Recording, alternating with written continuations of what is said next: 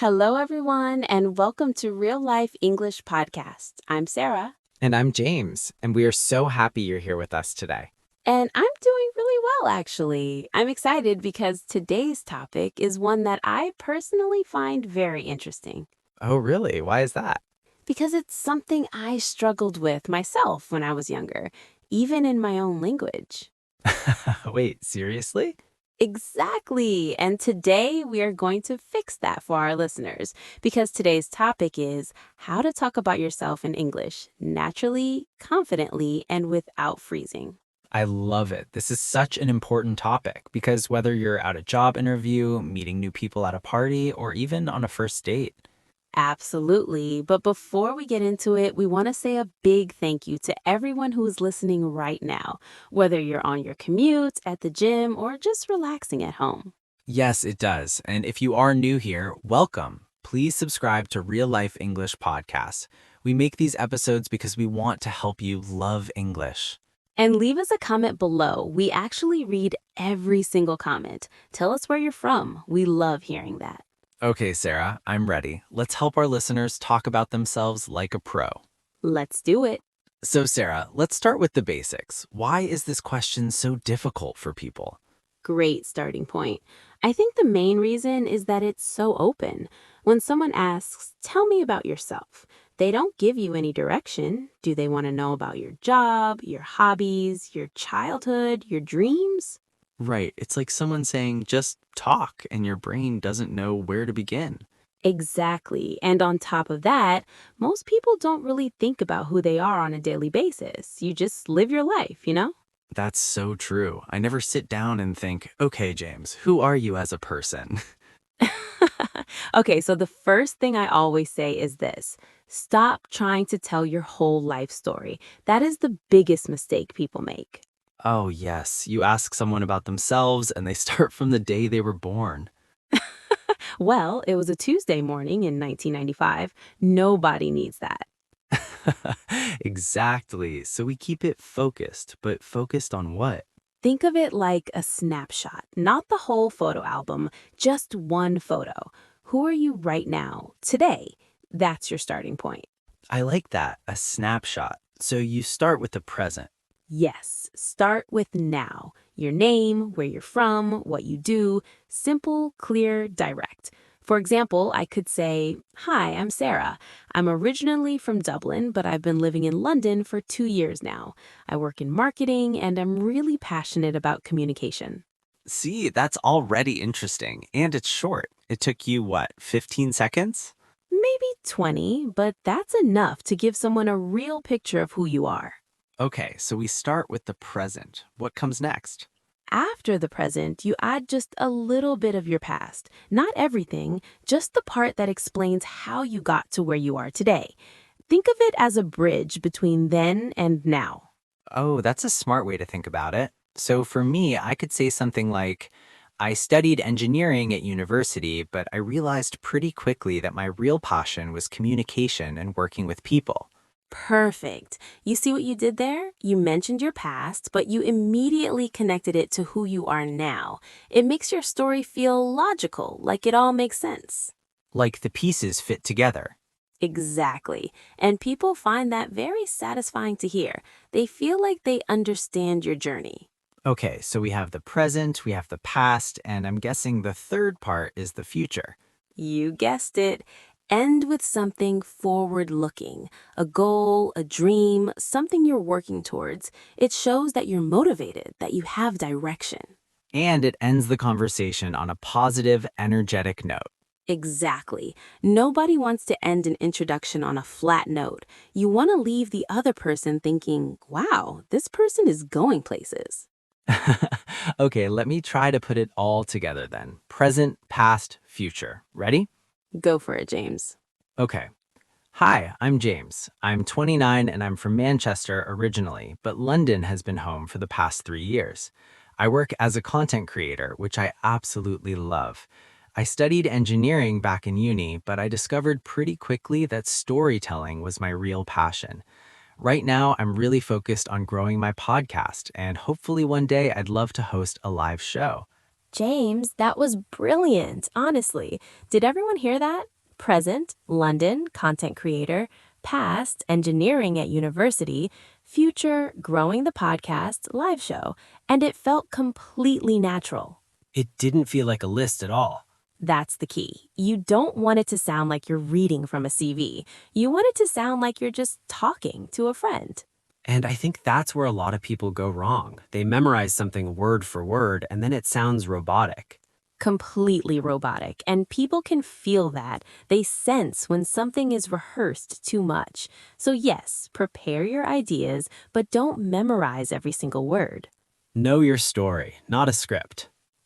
I love that. Know your story, not a script. That should be on a t-shirt.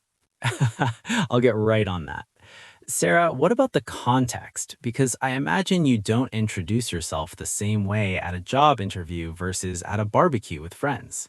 Absolutely not. And this is something really important. You always adapt your introduction to the situation. The structure is the same, present, past, future, but the content changes completely. Can you give us an example? Sure, let's say you're at a job interview. You want to be professional, focused on your skills and experience. You might say something like, I'm a project manager with 4 years of experience in the tech industry. Before that, I completed a degree in business and did an internship at a startup, which really shaped how I work today. I'm currently looking for a new challenge where I can lead bigger projects and grow into a senior leadership role. Very professional, very focused, and now the same person at a casual dinner party. Totally different energy. Hey, I'm Sarah. I'm originally from Dublin, which people always find surprising because apparently I don't sound Irish at all. I've been in London a couple of years now. I work in marketing, but honestly, outside of work, I'm obsessed with cooking. I've been trying to learn Thai cuisine lately, and it is not going well. That is such a good introduction for a dinner party. It's warm, it's funny, it's relatable. And notice, same person, same life, completely different introduction because the audience is different. Always think about who you're talking to. That's such good advice. What about people who feel like their life isn't interesting enough? Like they think, I don't have anything exciting to say about myself. Oh, James, this is so important. I hear this all the time. People think they need to have climbed Everest or started a company to have an interesting introduction. But that's just not true. Not at all. What makes an introduction interesting is not what you've done, it's how you talk about it. Add your personality, add some humor, show what you genuinely care about. Because everyone has something they care about. Everyone, absolutely everyone. Maybe you're really passionate about a TV show. Maybe you collect something unusual. Maybe you have a really funny hobby.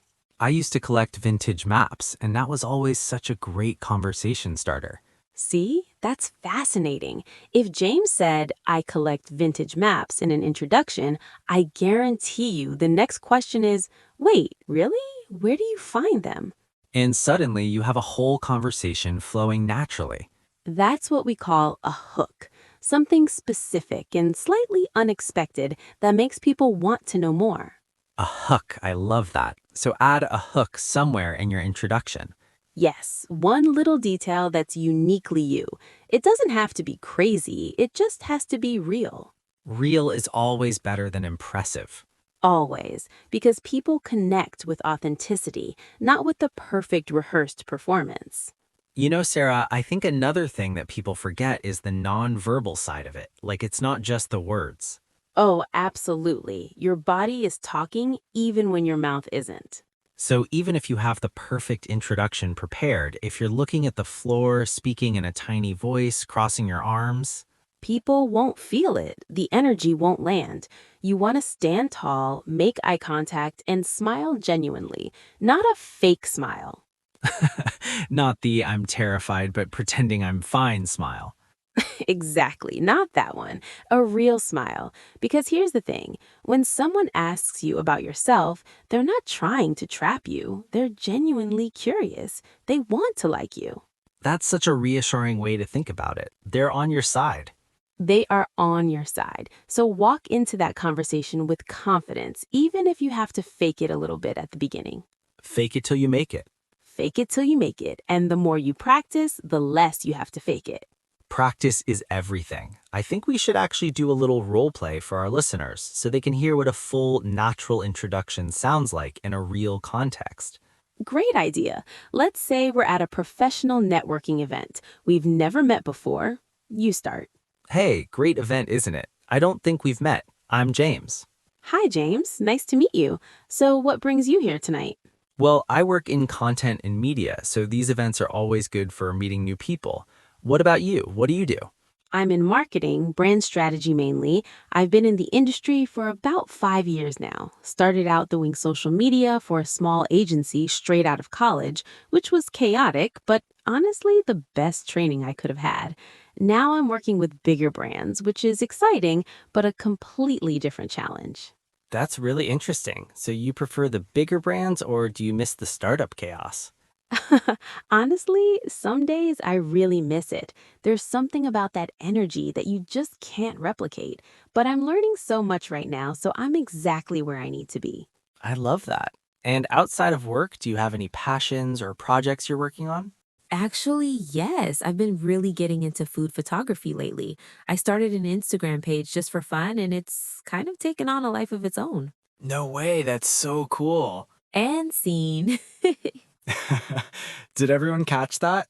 Sarah naturally wove in her present, marketing, 5 years experience, her past, starting at a small agency, her future, growing with bigger brands, and her hook, food photography Instagram. And it never felt like a list. It just felt like two people talking. That's the goal, always. Okay, everyone, now it is your turn. And we mean it. Don't just listen, actually do this exercise. Pause this video right now. Take out your phone or a piece of paper and write down 3 things. Number 1, who are you right now? Your name, where you're from, what you do. Number 2, one thing from your past that shaped who you are today. And number 3, one goal or dream you have for the future. Then practice saying it out loud. In front of a mirror, to your pet, to yourself in the shower, it doesn't matter. Just say it out loud. Because reading it and saying it are 2 completely different things. The more you say it, the more natural it becomes. And soon, you won't even have to think about it. All right, everyone, that is a wrap on episode 1 of Real Life English Podcast. We really hope today helped you feel more confident about introducing yourself in English. Remember, present, past, future. Know your story, not a script. And add that hook. If you enjoyed this episode, please subscribe and hit the notification bell so you don't miss what's coming next week. Because next week, we are going to the airport. Episode 2 is all about everything you need to say from the moment you check in to the moment you board your flight. It is going to be so useful, especially if you have any travel plans coming up. We will see you there. Thank you so much for spending this time with us. Take care, everyone. Keep practicing, and remember, real English is learned through real conversations. Bye, everyone. See you next week.